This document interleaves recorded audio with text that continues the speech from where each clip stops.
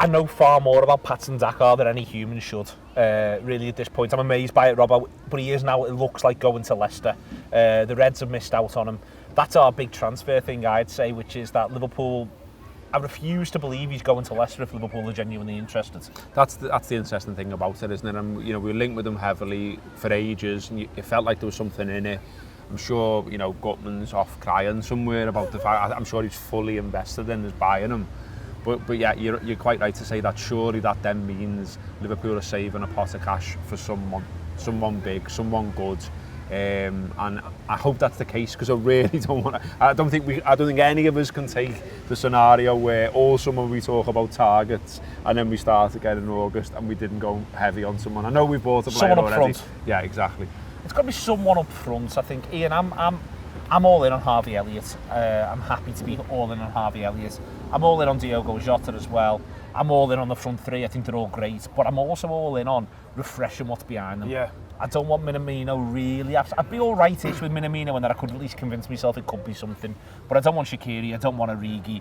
I want to feel like Liverpool have got a lad who's going to be like Origi, but a lot better, if you know what I mean.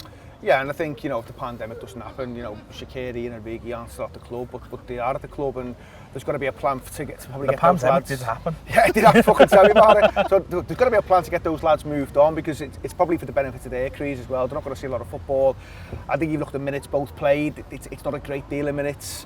So they want to move on. I think Liverpool have got to be thinking about doing something top end of the pitch, and there's that succession planning piece where we know the main three are coming to an age now where you've got to start thinking about what comes next. But not only that, you touched on it there, Neil.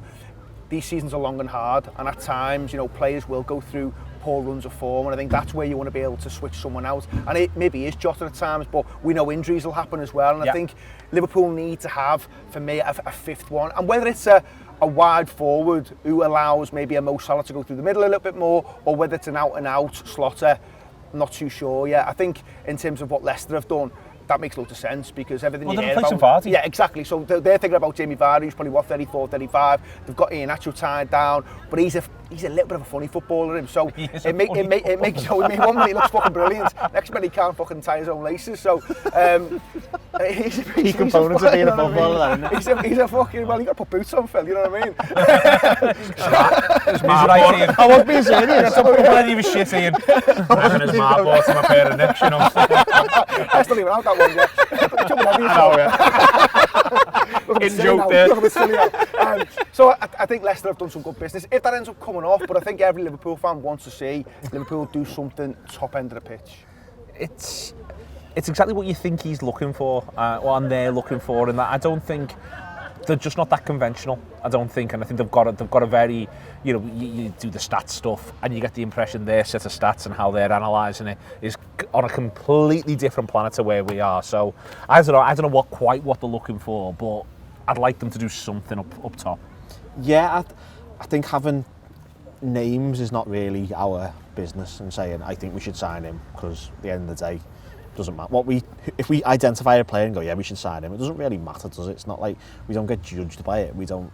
If it's right, we don't get any credit. If it's wrong, no one even remembers you've mentioned signing something. So what do you want? What the qualities you want? A 22-year-old will be the best player in the world in 5 years' time. That's basically where I am. I don't really care who they are. I don't necessarily care exactly what they do. As long as I can look at him and there's some thought process behind it, and they've gone, he improves us in this way. He can fill in for him, he can fill in for him, he can do this, he can do that. He can maybe change the way we play a little bit. So do you want the massive Serb? I think that might be a bit too mad for me, to be honest. I'm quite into that now. Having another look at him, He just looks a bit mad. He looks good. He looks good. Dead hard. But yeah, you wouldn't want to go for an aerial duel with him, would you? I don't reckon you'd come out very well. 6'3", isn't he?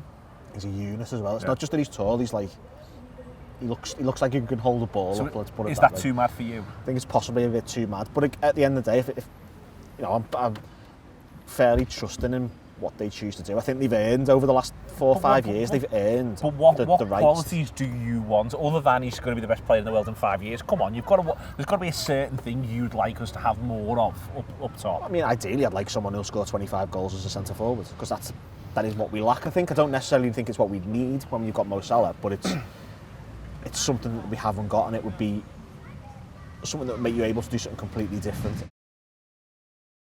Hello Reds, thanks for watching a preview of our video there. If you want to watch the full thing, just click join below and you'll get the full video as well as the rest of our premium package, including all you need before and after every Liverpool game.